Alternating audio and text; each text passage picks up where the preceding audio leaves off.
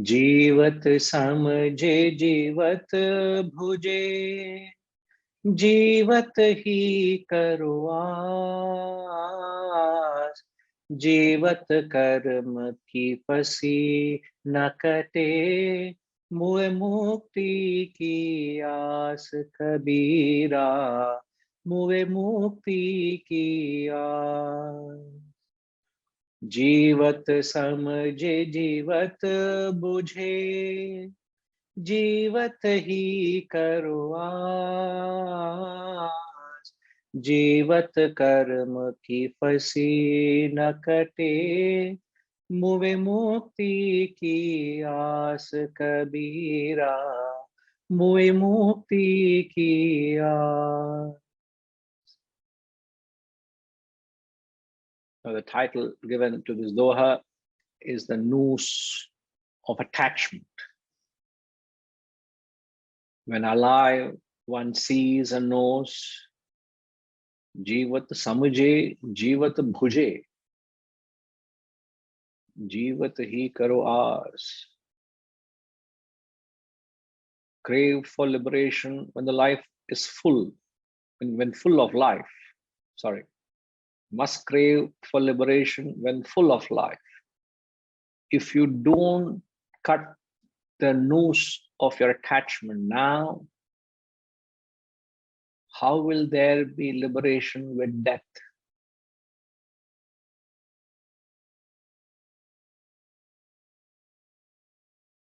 Jivat karma ki fasi na kate. If you don't cut your noose of attachment now, muhe mukti ki aas, how can there be liberation with death? There is nothing will happen at death. The same history continues.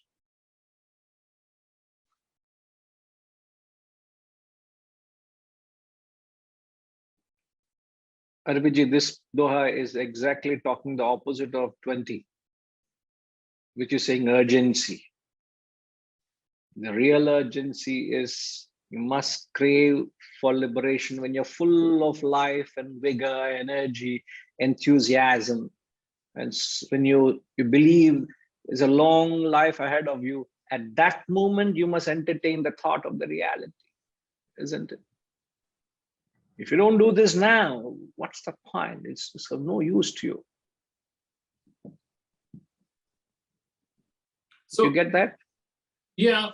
So Guruji, is he saying that letting just the thought, the craving for liberation, is that a starting point? So craving for liberation is a starting point of what? Of the journey? Of the journey. Yeah, at least conceive what that is. You know, you've got to envision that life of wanting to reach that, make your life purposeful.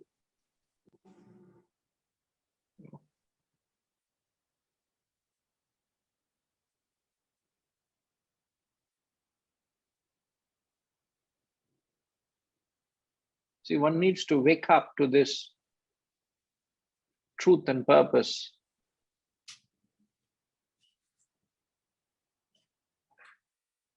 When everything is going well in your life, many people turn philosophical when they're in moments of despair or tragedy or some chaos in their lives. They become philosophical. I knew a fellow, he turned up in the class one day. I never expected him to be in the class in Malaysia. Yeah, I said, why is this fellow here? And after the class, he comes and tells me, I lost my job and I'm very insecure. I wanted some peace of mind. I came. I said, very sorry to hear.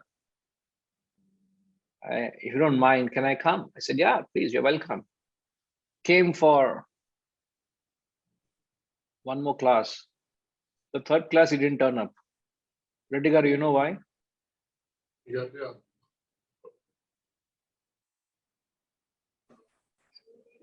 Guruji most probably got the job. Very easy question to you this morning, sir. Very easy. Very easy. He got then. I didn't understand why he didn't turn up.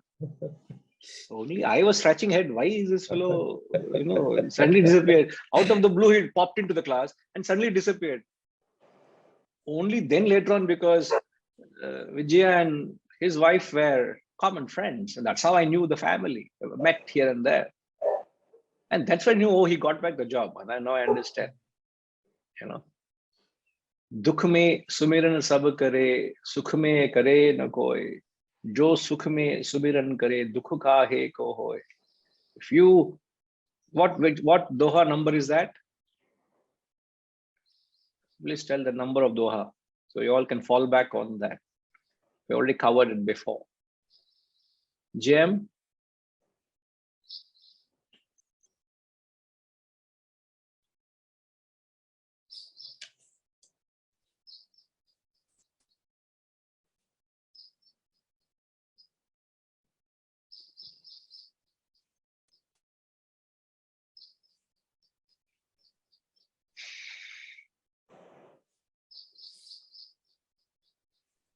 Verse 6, Guruji.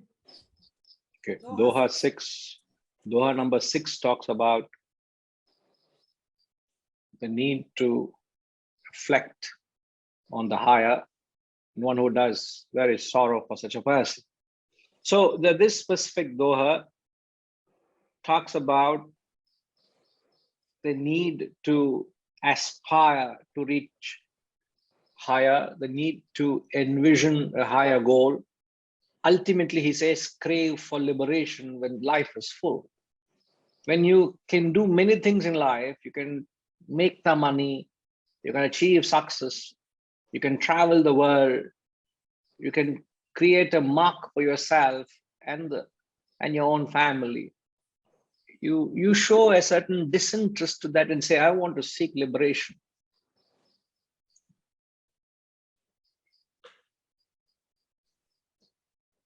No big deal about it for myself, but I'm blessed. Some karma I've done right in the early stages of my life. This knowledge made sense to me. But it's never late to realize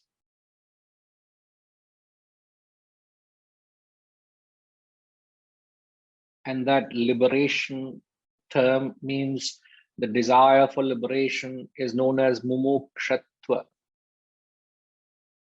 Mumukshatva, mukshvatva,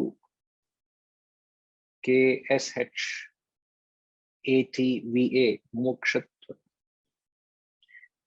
Like any desire you have, the desire you have can be measured with the intensity. How strong is a desire, isn't it? So the strength of your desire for liberation is measured. How serious are you with your spiritual edification? How serious are you with your spiritual transformation? What is it you can put aside and say, let me plunge into it full time? Not even full time. What is it? Okay, in the list of priorities of your things in life, where does spiritual edification come? Not at a stage where nothing else to do, I can attend your classes, sir. When your life is full, not when life is 3/4 empty. Oh, now I'm retired. I have plenty of time, nothing to do. Therefore, I can do a little bit. I'm not talking that. So the verse talks of two things. The Doha talks two things. One is to dare to aspire to keep that as one of your, if not the primary objective or purpose of life. Perhaps one of the primary objectives of your life is to uplift yourself spiritually, if not the one of thee. A second aspect of it, the Doha says, is you can only aspire to reach the higher only when you cut your attachments. So if you don't cut the noose of your attachment,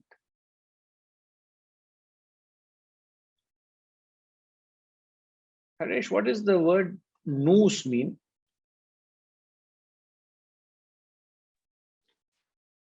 Guruji, to my understanding, the noose is something that's around your neck that's strangling you. The Strangling you. like the noose, like a string. There's a noose around your neck, like there's a rope around your neck, trying to suffocate you. So something that almost binds you, isn't it? Yes, correct, Something that enslaves you, as it were. correct, correct. So you can only reach the higher echelons when you cut the noose of your lower attachments. Are we right to say that? You can reach the higher echelons only when I cut the noose of my lower attachments. I may say, oh, I want moksha, I want self-realization. It is nice to talk. I want to reach the state of Brahman. And then what is my mental state? I'm attached to all the things which should seem frivolous if you're seriously interested in getting to the self. Isn't it? When you want to aspire something grand, the other things should seem meaningless to you, isn't it? Correct. There must be, what is that word? If you have to show a certain, what is that Sanskrit word? If when things seem meaningless to you, what is that Sanskrit word? Vasantama. When things seem meaningless to you.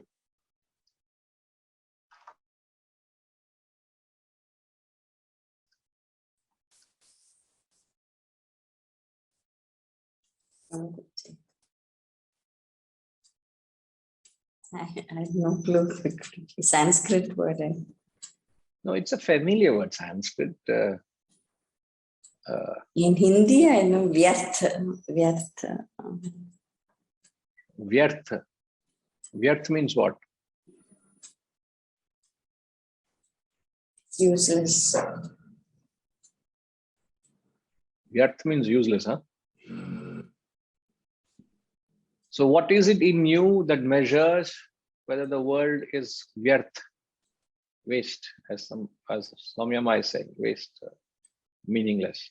What is that quality? What is that word in you that measures? In fact, the real spiritual measurement is measured with that word.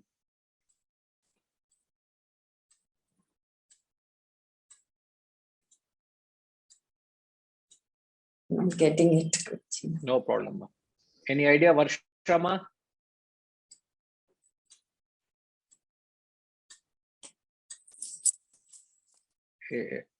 You are naming yourself Varsha. Is that how can I address you, ma?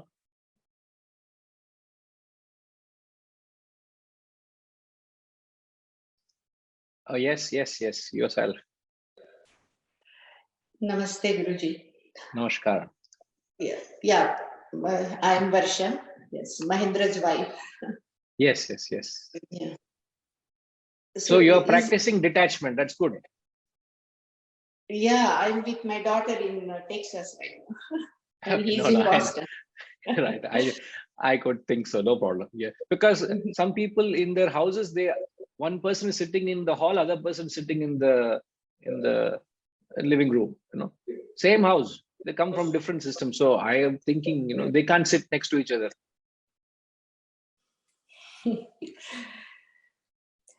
So the word I would think is it Vairagya? My God, you got it. So good. Beautiful. The word that conveys the spirit. What is Vairagya? What is, expand, ma? Detachment.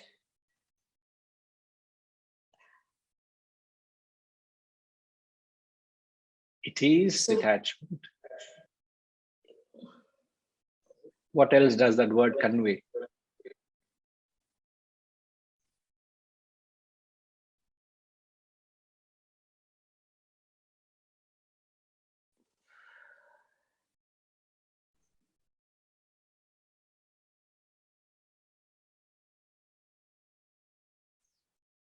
I mean, you are living with the detachment. Yes, one needs to live with detachment. See, you're right. In fact, when you're very right, the word you got it spot on. The word detachment, word vairagya means losing a value, or the object loses its charm to you. When an object loses its charm to you, that is called vairagya. Means it doesn't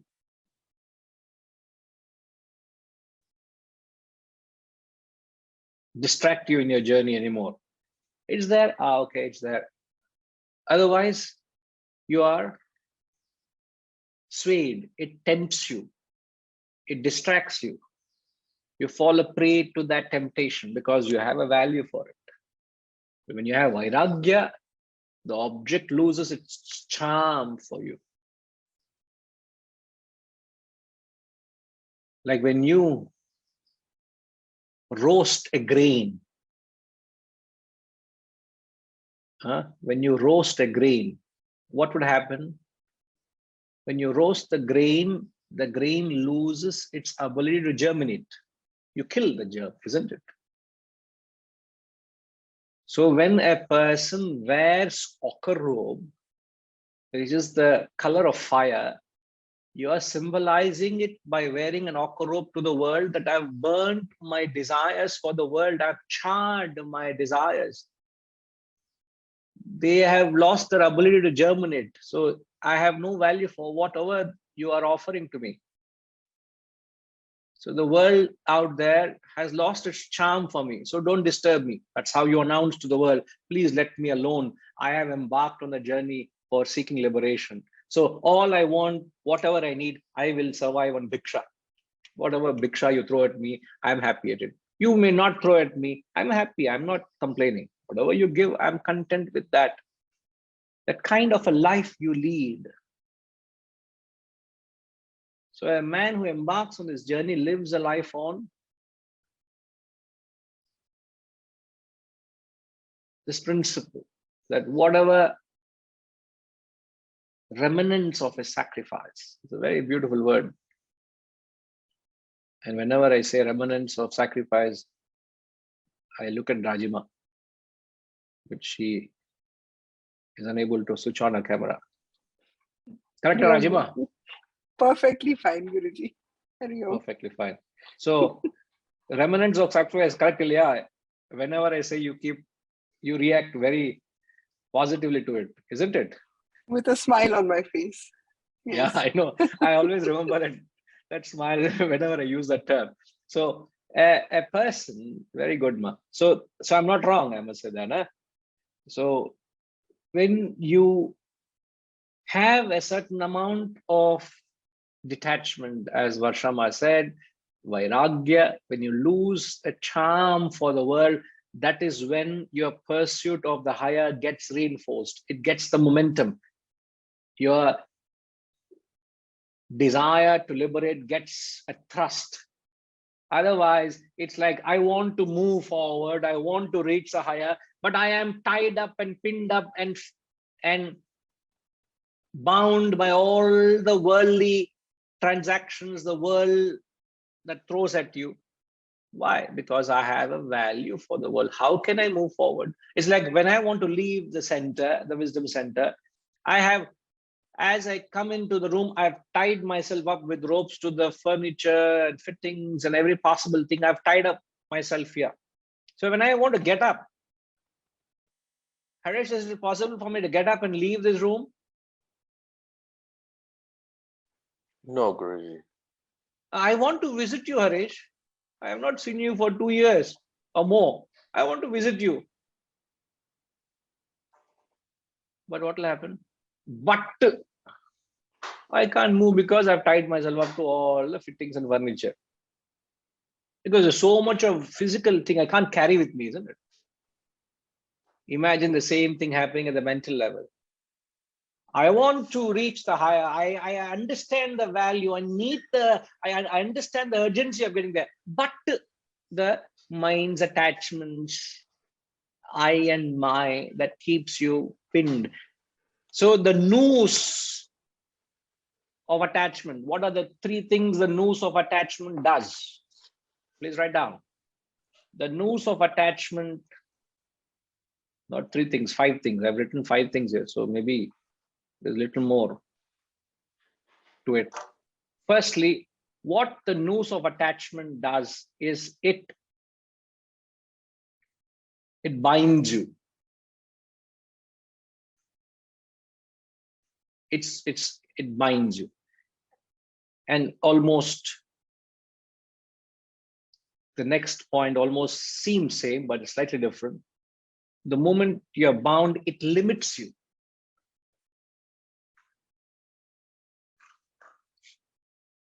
The third, it defines you. How do we say it defines you? The noose of attachment defines you.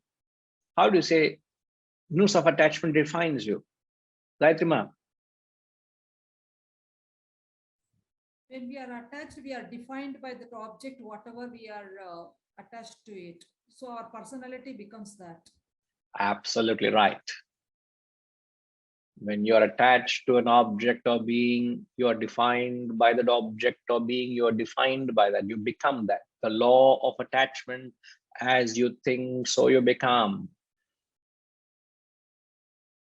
So the noose of attachment binds you, limits you, defines you. Furthermore, whenever you are attached to something, it causes a great amount of suffering. Remember this. Whatever you're attached to causes great amount of suffering. If you're attached to your child and your child is not doing well, you will also be very disturbed, isn't it? The mother is terribly attached to the child. The father is terribly attached to his business. The lady is very attached to home. The man is very attached to his image, his business image. And if his image is being tarnished, it causes a great restlessness in him, isn't it? What I was and what I am, you feel restless.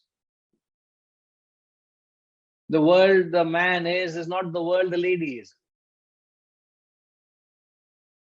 So what pangs of pain the man goes through day in and day out in his corporate life, the lady in the house can't understand, can't relate to him.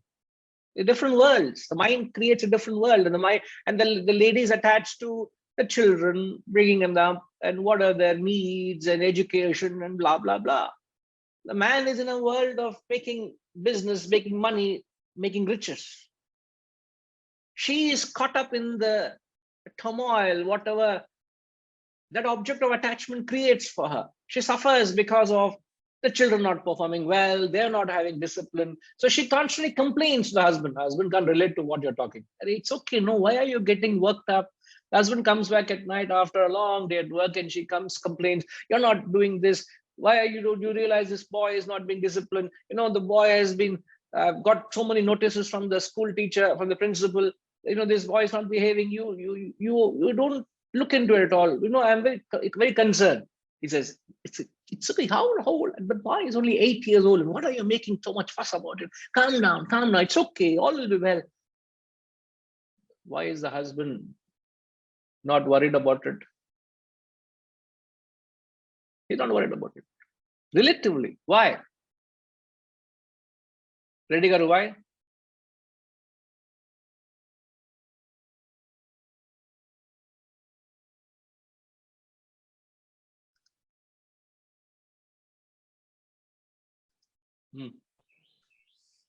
Guruji, relatively for him, it's a very basic and simple compared to the challenges one he goes through. Most probably is discounting those issues. Is one way of looking into that. He's not in that world. As you think, so you become. His world is something else, isn't it? But being fair to the lady in the house, all that consumes her is her little family, the welfare of the family, the interest of the family. In fact, the lady is also concerned of how long, how many hours are you putting in effort? How long will you go? Don't do this. Take care of your health. Come, balance your life. There's a certain angle they think, but she is in a cocoon of her own world. And that world, that cocoon she is in, causes a great pain to her, isn't it? Yes, Guruji.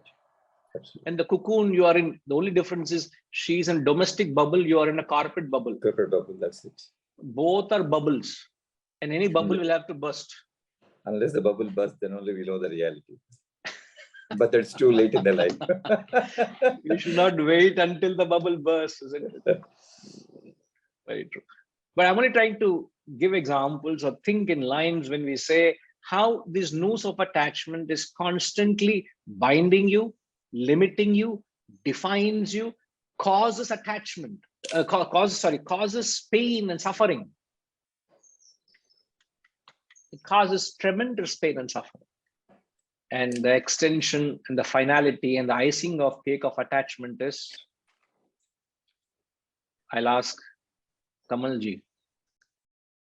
The best I leave to Kamalji. Because when cake is offered, they say, I want the cream part. The rest you can take. So what is the cream of noose of attachment? It doesn't give you peace of mind. It agitates the mind. That's point 4 we've said, sir. No, rightly. So we said it causes pain and suffering. So 1 is binds, 2 is limits, 3 is defines, 4 it causes suffering, 5 the last icing on the cake.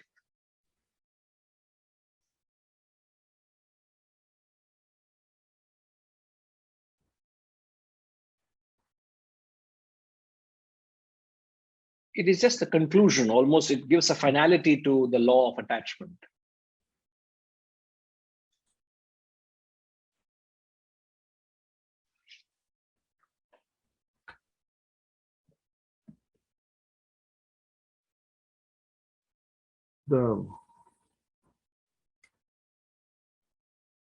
It keeps you away from going to the spiritual path, and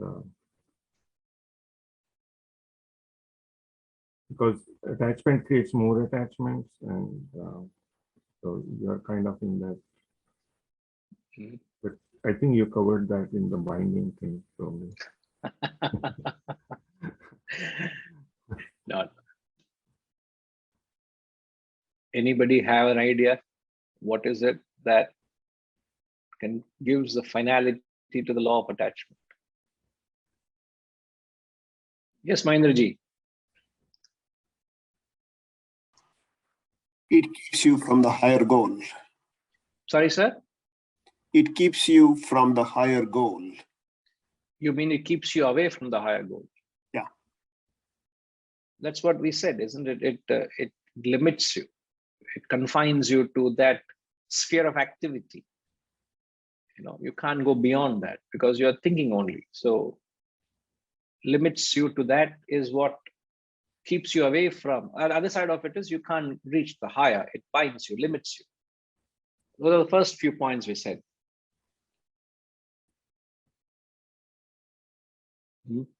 Anybody? Kashish?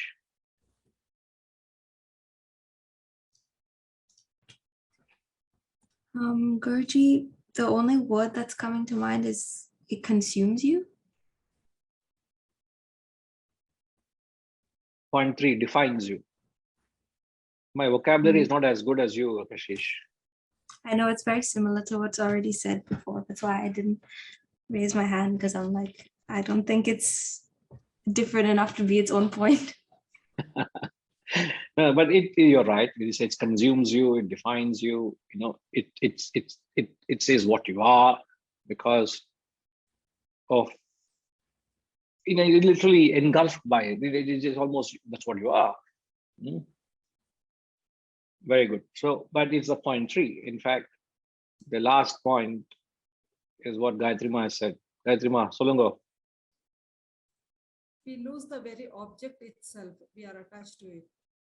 The very pinnacle of attachment, the finality of attachment is you lose the object of attachment. The object of attachment is actually taken away from you by force. Swami Ramatirtha says, by force. If you're attached to any object, you lose the object of attachment.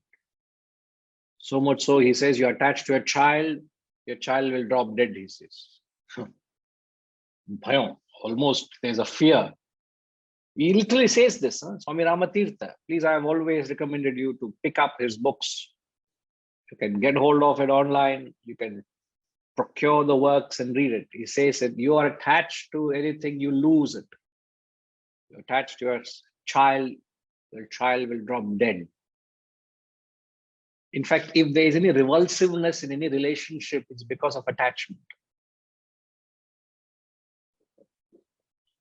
Even at homes, you find there's no pure love. It doesn't exist. It's all suffocating. Suffocation experience you feel at homes also is because of attachment. So what do you do with attachment?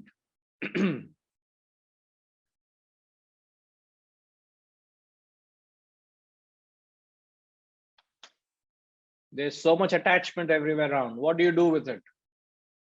RPG, please give us a solution, parting message.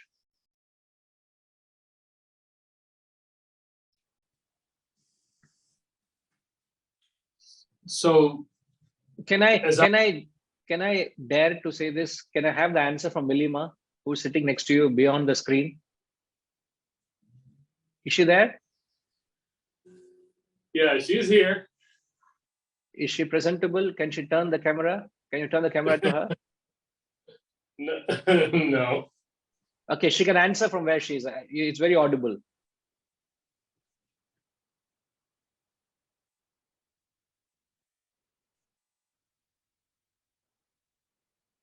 She doesn't know. I want to hear from her voice. Why are you answering for her? I can hear her, I'm saying, no? Milima, what do we do with attachment? Gayatri Ma, can you put the Doha translation again? I hope you can see the screen from where you're seated, Ma. Just read the translation. Can you read the translation for me? Yes. When alive, one sees and knows, crave for liberation when full of life. If you don't cut the noose of your attachment now, how will there be liberation with death? Perfect. You read so beautifully, you know that? Has anyone ever told you that? No, I'm not a good reader, but learning. Who says that? That person needs to be punished. She says that. No, I don't believe that. You must be saying that, not she. No, RPG, please don't say that to her. I am by her side. Don't ever say that to her. She read so beautifully. Ma, if you read the verse very carefully, the very word the verse uses is you got to cut. You got to cut. If you don't cut the noose of your attachment. So the Shastras in the Ishavasya Upanishad, if I'm not wrong there, he says, Asangha Shastrena Dridhena Chitva. He says, you must use the axe of detachment to cut the noose of attachment. So the language of the Shastras, the advice we get is you must mercilessly use the axe of detachment. It has to be a strong axe which can get rid of this fivefold influence of attachment, which binds us, which limits us, which causes, which destroys us. So you want to progress, you must use the axe of detachment. Cut it. Don't butter it. Don't polish your attachments. Just say, snap it, cut it. I have got nothing to do with it. Just keep seeing that and keep chopping it. That's the only way you will have a chance of progressing forward. Otherwise, the noose, as Harish said, it almost strangles you. You know, it's like you tie a 2-meter rope around a mule and you tell the mule you're free to go. But the mule gets very excited. Oh, I'm liberated now. Doesn't realize that the mule is tied up. It is free to go to how far? As long as the length of the rope, that's all. So it's going in circles and circles within the 2-meter radius. Similarly, all our lives, we are going in circles as long as your area of attachment. You're just going round and round in circles. So you want to shoot off. You want to get out of this vicious cycle of attachment. Snap it. Snap it. Cut it. Get liberated. Feel that freedom of detachment.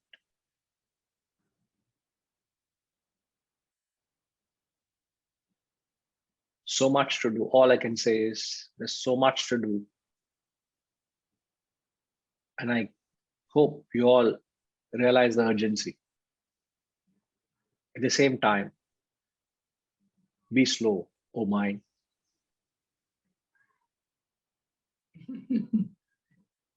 So a perfect ending, Arpitji. Yeah, nice coda. All right. Let's come back. We'll come back to it. Okay. Thank you, one and all.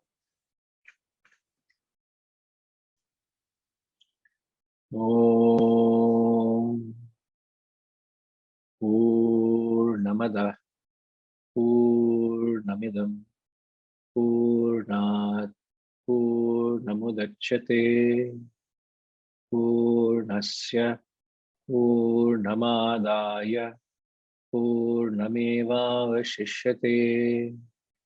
Om Shanti Shanti Shanti. Harihi Om. Shri Gurubhyo Namaha. Harihi Om.